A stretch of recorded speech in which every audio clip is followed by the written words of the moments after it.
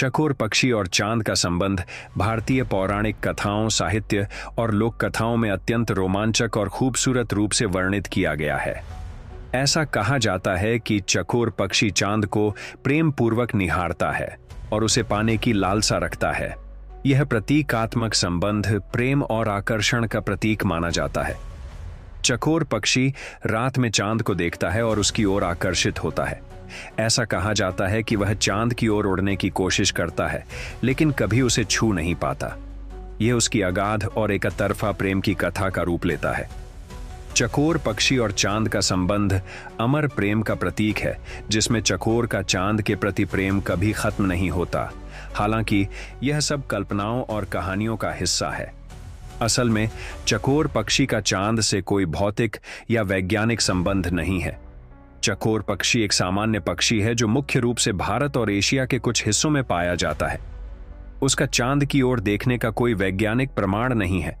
फिर भी यह कथा साहित्य और लोक गीतों में चकोर और चांद की अमर प्रेम कथा के रूप में जीवित है। क्या आपने कभी सोचा है कि चांद पर कौन कौन जा सकता है? इंसान तो चांद पर कदम रख चुके हैं, लेकिन क्या कोई पक्षी वहां जा सकता है?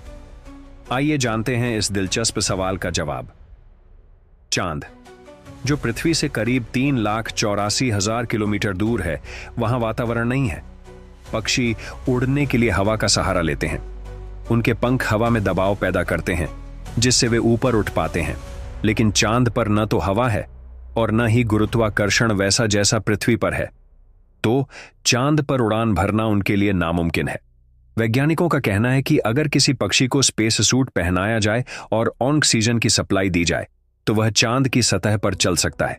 लेकिन उड़ने के लिए उसे हवा की जरूरत पड़ेगी, जो वहां नहीं है। तो अगर हमारा प्यारा पक्षी चांद पर जाना चाहे, तो उसे अंतरिक्ष यात्री बनना पड़ेगा। और हां, एक खास स्पेस सूट की भी जरूरत होगी। तो दोस्तों, यह सिर्फ एक कल्पना है। पक्षी चांद पर नहीं जा सकते क्योंकि वहां उनके उड़ने के लिए जरूरी वातावरण नहीं है। लेकिन विज्ञान की मदद से कोई दिन ऐसा आ सकता है जब हम चांद पर जीवों को भी देख सकें। अगर आपको ये जानकारी पसंद आई तो लाइक, शेयर और सब्सक्राइब जरूर करें। और हां, अपने विचार हमें कमेंट में बताना ना भूलें।